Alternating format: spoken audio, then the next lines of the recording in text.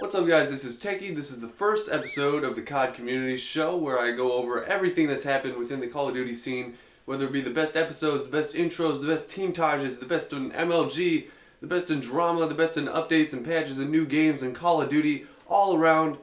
And this is where I talk about all that good stuff that happened in the last week, because a lot happens in 1 week in the CoD community scene. Maybe a lot more than you might think of. And links to everything that I've talked about down in the description down below, so there's going to be a lot of links down there if you want to check out anything that I talk about. But first off, we're going to start out with notable episodes. So for the best episodes of this past week, we got Camos's Best of MW2 montage since he joined Raw, and we also got Rectum number 3, we got Sensation episode number 9, we got Obey Thor's next episode by Skies, we also got Obey Buzzrow's episode number 2, we got NJD's montage number 1, which is pretty awesome. Not crazy edit, but it's still amazing clips. And we also got FaZe Carl's episode Around the World by Barker. I just love Barker's edits, and there's some sick clips in there by Carl. Moving along to best introducings, we got a lot of introducings, so hang tight with me on this one. For introducings, we have reintroducing Era Vio, we have introducing Iron Enfear, introducing Saw Luck, introducing Dare Trin by Kirk, and Kirk is a great editor, great guy. Introducing Iron Zephyr, introducing Astral Zadis. You should definitely check that one out. That's got some 6-on, some quad headshot feeds, L11 reload cancel, a 5-man multi. That's insane. Introducing X Icon. You probably never heard of that clan, but definitely go check out his episode, his introducing. It's some great multi-cod episode. Check it out. Definitely worth watching. Introducing Red Pass by Obey Jexy. Jexy's also a great guy. Introducing Dare Bingos, and introducing Iron Later, which is knife only, which is pretty interesting to see on some of the bigger channels. I like seeing introducing unique play styles, so it's a knife only intro if you're interested in checking that out. There's only a couple team Tajs that I'd like to mention from this past week. So there's Bang's Revolution number 6 team Taj, which is Black Ops 1 only, which is great. Black Ops 1 is one of my favorite Call of Duties by far. We also have Solar's Retribution team Taj, and I know Solar doesn't have the best reputation, but their team Taj is actually pretty sick if you want to check that out. So now moving on to top clips of the week. That's some of the clips that have been featured in the past top 5, top 10s from some of the big names out there. I've just gone through those countdowns and picked out some of my favorite top clips of the week. So here we go, we're getting right into it. From Red's Top 5, Episode 6, we have an insane Moab slide Sui on MW3. There's also a sick MW2 bounce shot by Sin Raves, and also a collat spawn shot by AQZ that was sick, so go check those out if you haven't. And in Obey's Top 10, Episode 67, Sin Raves was also featured for his MW2 bounce shot, along with AQZ for his collat spawn shot. They're just dirty clips. There's also a triple all-pro in there, which is pretty awesome to see. In Scarce's top 5 clips, there was an all-pro, triple all-pro. That's insane. So he gets a collat headshot and then a triple collat headshot, if you're not sure what all-pros mean. There was also a 2-piece on one guy. I don't know how you hit that. In FaZe top 5 trick shots, there's some really unique shots. Number 5 was a really unique spot. Number 3 was an insane Sui. Number 2 was an insane cross-map trick shot on drone. Love seeing drone shots that aren't necessarily all by the helipad. And then also the 2-piece on one guy was also featured in that top 5, because that's an insane shot. FaZe Rain's top 5 plays showcased a single to triple wall bang with iron sights, which is amazing. At the number 4 spot, the guy, you watch it right now, he's just spinning like crazy. There's an insane amount of spins. And then he also shows this dude getting extremely lucky. A 1-shot spike ball with 3 kills. So he shoots 1 spike ball and gets 3 kills out of it by shooting it and then calling it back to him, which is insane. And then Red Scarce's top 5, we also got an insane distance MW2 trick shot, a single to a quad collat, an 1800 on BO1, an 1800 on carrier but in a very unique spot, and a quad feed with a random tomahawk. Right? I've always thought how cool would that be, and someone actually hits it. That's insane. Info also had some awesome top 5 plays. Red's clip of the week was a 2160 MW3 FFA kill cam, which is awesome. And then Carnage top 5 plays, their number 1 was a 5-man collateral. That's great. I mean, quad collats are insane by themselves, but anything above that, you got something to brag about for life. So now moving on to a little bit of drama / opinion piece. So Pomage and Apex, that's Raw Pomage and FaZe Apex, they have both been verified on Twitter now, which is a pretty big deal, because being verified on Twitter, you're like a semi-celebrity of sorts. So that's amazing that people in the Call of Duty community have been verified on Twitter. They have that little check bar next to their name saying that that's the actual person. That's great news to hear for Call of Duty players in general, that you can actually make a career out of this. I mean, it's been proven before, but it just keeps on proving itself over and over with these little things like this. Also, FaZe, everyone knows FaZe, they're making a fitness channel.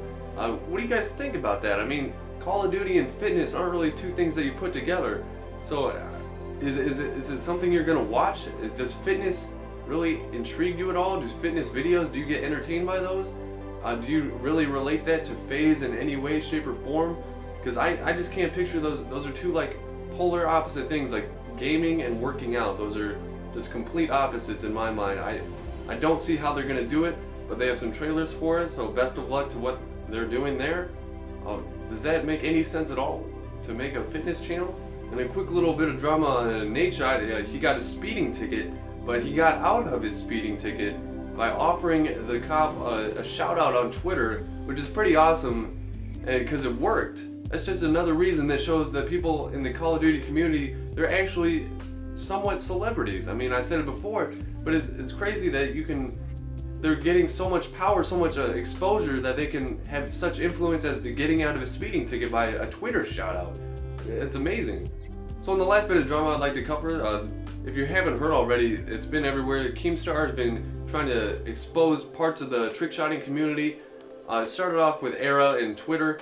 One of the Era members, out of the blue, seemingly messaged him, trash talking him and his daughter, which is extremely rude, extremely immature. And Keemstar replied to this. He told the Era, the team Twitter, that this player should be dropped, and then the Era team Twitter responded with more hateful comments. And so Keemstar actually got the Era team's sponsors to drop Era, which is, in my opinion, this is a good thing. I mean, there's immaturity in the Call of Duty community everywhere you go. I mean, there's no way you can get into a lobby with someone who's actually in the Call of Duty community that isn't trash talking. I mean, it's insane the amount of homophobic and just racist comments people make on a day-to-day basis. So, I mean, it's a step in the right direction. I don't know if it was the right approach, because Keemstar went on to not attack, I guess in a way it could be seen as an attack, but he exposed Soar and all the members that on Twitter were saying hateful comments, kill yourself and faggot and all that kind of stuff. And I'm not really sure what context any of those were, but to say that they're all in joking context, I feel is kind of a broad statement that one would make in defense of Soar. It's good that Keemstar is exposing the immaturity. I don't think anyone has any doubts though that there was immaturity in the Call of Duty community. I'm not sure how you make teams more professional, more mature, if dropping sponsors from teams is going to actually improve the maturity of those teams and their members. How does the community evolve into a more mature, more respected community? Generally in gaming, everyone looks at gaming like all these immature kids saying homophobic, racist things. How do we bring that community into a better viewpoint in terms of maturity? Do we go after the teams involved and the members involved in some of those big teams? It could work, but well, I guess we'll see. Also, some new loot gear came out this week. If you want to pay $3.99, you can get a new suit, a new helmet, 3 reticles, and a calling card. Also, for a few bucks, you can get some extra creative class slots. I don't know why you'd want so many more creative class slots. I feel like there's a ton already. But if you want more, you can buy more. Gun game is back, and so I hope if you played gun game over this past weekend that you enjoyed the double XP that was given to you. And if you already bought the new loot and you already bought the creative class slots, and you're like, why can't I spend more money on Call of Duty this week? Don't worry, you can buy the Atlas Gorge multiplayer map on Xbox Live. If you want to buy that map, it's $5. I don't know if that's really worth it for one map. But hey, go nuts. We also got some screenshots of some possible new camos. When the new loot came out, some people's profiles, their players glitched, and they saw some new camos that are possibly going to be implemented. So here's a couple pictures of those. So maybe cool? Yes? No? What do you think? How do they look? Also, there will be some gun patches if they haven't implemented already as of posting this video. The MK14, the AMR9, and the KF5 are all going to get buffed. This is according to Michael Condrey via Twitter. Moving on to entertainment within the Call of Duty community, we're going to start out with Scarce's subscriber montage, which is pretty awesome. You should check that out. We also got Crim6's 1v3 S&D reaction. If you don't know Crim6, then you should know, because he's one of the best MLG players today. We also have a world record, possibly, for Advanced Warfare KD. We got 176-1 gameplay. That's insane. I mean, I couldn't even imagine breaking 100. I mean 40 something is a good game for me, but breaking 100, let alone 176 kills and 1 death, that's insane. Check it out. Come on, support that guy. He's insane. We also got Obey's top hit markers, Saw's multi-COD kill cams of the week. We also got a 166 and 0 gameplay with someone commentating about cheese toasties and zombie apocalypse. I don't even know what a cheese toastie is, but that's a sick gameplay nonetheless. 166 and 0. We hope that you guys had a great Valentine's Day. We know all the Call of Duty companies had a great Valentine's Day. They were posting tweets of all these lame and cheesy Call of Duty Valentine jokes. We also had another world record, the world's fastest DNA bomb, 76 seconds. That's just not even a minute and a half, and he got a DNA bomb. Check that out. It's on retreat. He goes hard in the paint. Check it out. Check it out. Check it out. Also, for anyone who cares, Friday the 13th was Exo Zombies Day. I don't know if you did anything. Supposedly they were giving away some prizes to some people who watch certain Twitch streams. So yay. But another cool thing zombies related, if you're like at all interested in how zombies was made, who came up with it, check out this presentation at the DICE Summit. It just goes into the history of zombies and how it started, how it almost never began at all, and then how they went through with it. It's pretty interesting. It's about half an hour long, so check that out if you're interested in zombies at all. And last but not least is the Phase 3 million Team Taj trailer. So it's the trailer for the 3 million Team Taj. They got SLP, they got Barker, they got Agony, and they got Feeks all working on it, it's gonna be insane. Those are some of my favorite editors. SLP and Barker are definitely 2 of my top 5. I don't know who the others are, but they're definitely up there as my favorites. So check out that trailer if you're interested. It's a great trailer. I'm really excited for the 3 million Team Taj. It's just a great milestone for any channel within the Call of Duty community. Moving on to MLG, I'm a little bit new into the MLG scene, so apologies if I sound like a total scrub or Randy when I talk about any of this. Hopefully I can help you inform some of you guys though on some of the big news within the MLG events. So the Pro League Season 1 Championships are going to be this weekend, Friday, Saturday, and Sunday. We got 8 teams. I think the tickets are sold out already, so you can't actually go there. I mean, if you already were planning to go there, you'd probably already have the tickets anyways. But you can check them out on MLG.tv. The times will be posted in the description down below if you don't want to check out the times on their MLG.tv channel. But there's going to be 8 teams. We got Obey, FaZe, Aware, TK, Envy, Rise, and I'm missing one. We got Prophecy, that was the last one, and Denial if I haven't said that already. But those are the 8 teams that are going to be playing for the Pro League Season 1 Championship the next 3 days, so that should be pretty exciting. Personally, I'm rooting for Obey, but not Obey, what am I saying, Optic. I'm rooting for Optic, Obey. Wow, okay. Pretend I didn't say that. But yeah, go Optic, girl. There's also the Asia Pacific Finals located in Sydney, Australia.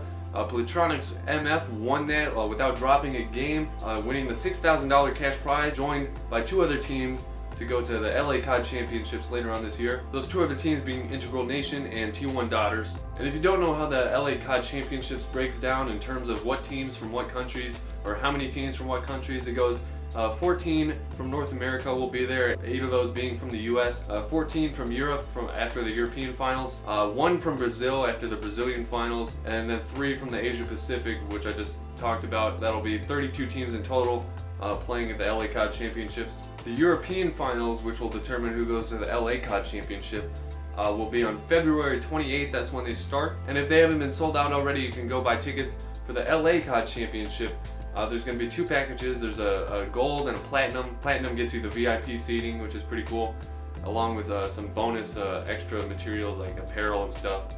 So check that out if you want to go check out the LA Champs. Hopefully it's not sold out. And finishing off this show, I just want to wind down with a couple edits from some sick editors within the community. There's a COD 4 movie called Enemy by the State, and there's also an edit called Rebuild by LRY. Or Leary, sorry if I pronounced that wrong. So those are some chill edits, some pretty solid edits if you want to go check those out. If there's something I missed in the news, then let me know via comments down below or my Skype, which will also be in the description. Hope you guys enjoyed the first installment of the COD Community Show. The next show will be February 24th on Tuesday night, so check that out if you're interested. And be sure to subscribe to Nerdgasm for more Call of Duty news as well as game news in general. This has been Techie, and we'll talk to you guys later.